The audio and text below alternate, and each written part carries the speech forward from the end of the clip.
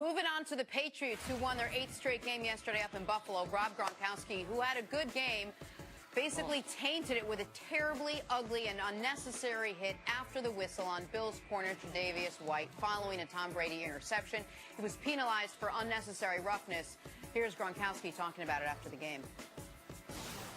First off, I definitely want to apologize to number 27. I mean, I'm not in the business of that. I mean, there was a lot of frustration, and I was just really frustrated. I felt like it was a big hole at the top, and then the throw was definitely, I mean, I felt like it kind of pushed me a little bit. I mean, and made the play, and I just don't understand why there wasn't a flag. And just do that. And there was a couple times in the game, and they're calling me for the craziest stuff ever, and it's like crazy. I mean, like, what am I supposed to do? And then they don't call that. I mean, it was just frustration, and that's what happened. All right, CC, what do you think about that? Should Gronk be suspended for that play? Well, first things first. Gronk is having a problem with the officiating because Gronk hasn't changed his game. Gronk wants to be able to run over defenders all the time. And as a defensive back, when a defensive back is guarding a tight end or a wide receiver, whatever area the defensive back occupies, that's his space. It's up to the wide receiver or the tight end to be able to avoid him. Gronk doesn't play football that way. He plays like he's a power forward in basketball. He is always trying to get position. Now, because he's been injured, he doesn't necessarily have the running ability that he used to, so he's not the threat down the seam. So his physical game, people have seen him push off, so they play him a lot tighter. Do people grab Gronk a lot? Yes. Does he get pass interfered with? Yes. Does he push off a lot?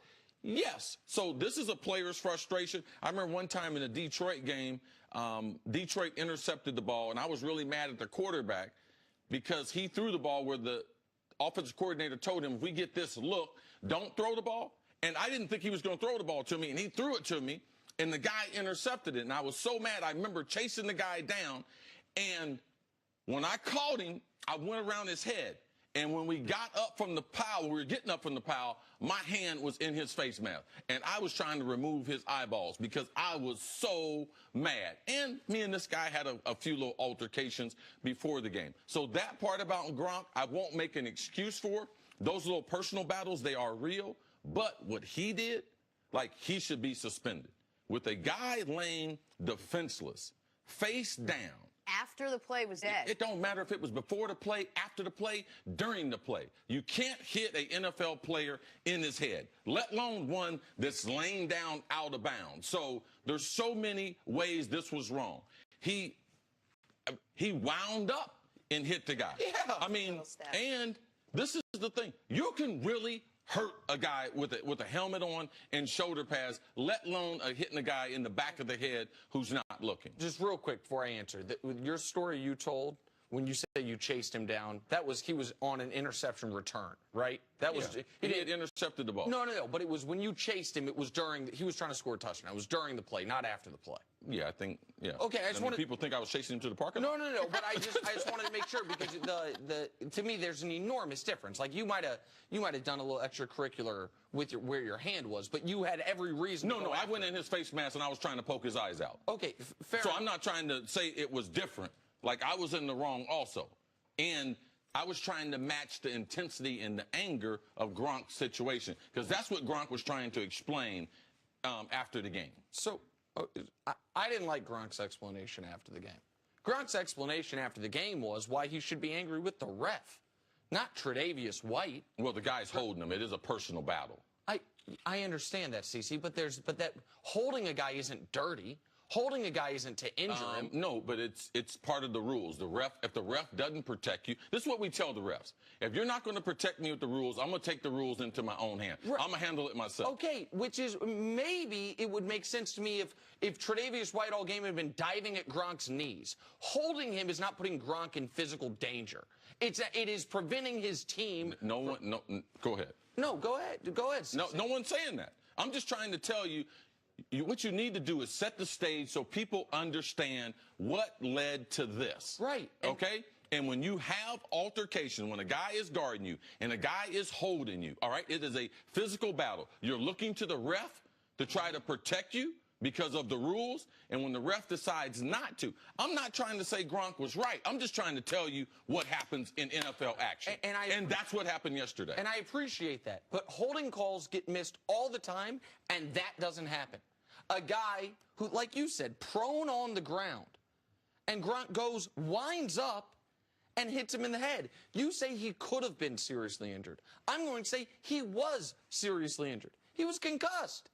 Like, we act as if we understand the seriousness of head injuries, but in real time we don't do that. If Gronk had, let's say he was standing on the sideline with his back to him, and Gronk dives at his knee, and they cart him off the field.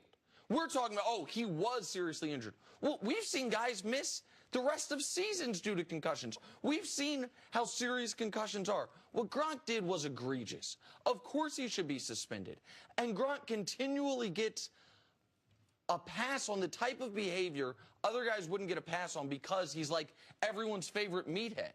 This was as dirty of a play as I've seen in the NFL this year. This was it reminded me of what Burfict did to Antonio Brown in the playoff game a couple years ago. Yeah, they're not in the same stratosphere.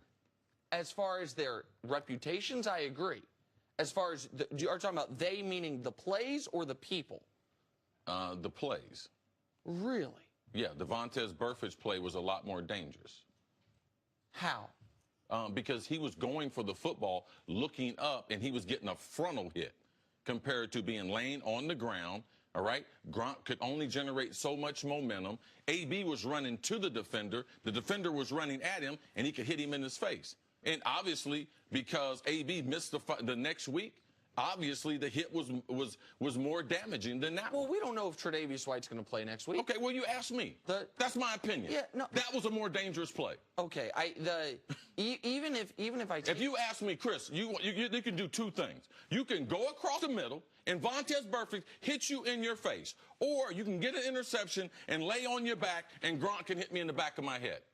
Sure. Now, based on all my experience, I'm telling you, one is way more different than the other. I'm not trying to say what Gronk did like we make an excuse for him. But you mentioned that play. Sure. The AB play was far more dangerous. Okay, so, you know, I will listen to your expertise on the dangerous part of it. And I'm not justifying anything Burfict's done. Burfict's the dirtiest player in the league. But Burfict's play at least was within the bounds of the field. Like this, another example. What about when OBJ earholed Josh Norman? This is, to me, in that vein. It was totally unnecessary. Well, you don't want that because OBJ wasn't suspended. What? No, but he should have been. OBJ, you and I agree on this. I mean, he got 3 personal fouls that game. He should have been suspended. Gronk should be suspended. And I think the NFL has, since then, I guess, changed. They did. They changed the personal fouls. You got to get 2 personal fouls and you're throwing out the game. Right. I thought what he did yesterday was egregious. And I thought after the game, even though, CC, you're making the point to personal battle, the refs have to protect you, I thought his attempt... I thought it was a bad play, and I thought that he should get suspended. Right. Yeah, but your way of explaining it is just totally different than my way.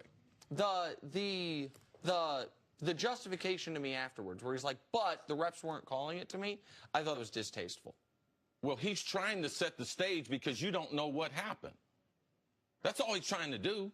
Him and a guy in a personal battle, he's looking for help from the referee. The ref doesn't help him. He takes the rules into his own hands. That's what happened, and that's what happens in NFL games. Just for some weight distribution perspective, Gronk, 6'6", 265 pounds. Oh, it's huge. Going against a 5'11", 192-pound guy in the ground. But you both agree he should be suspended. Yes. Most likely. Absolutely. All right, coming up, let's go back to college football for a beat. The playoff committee, did they get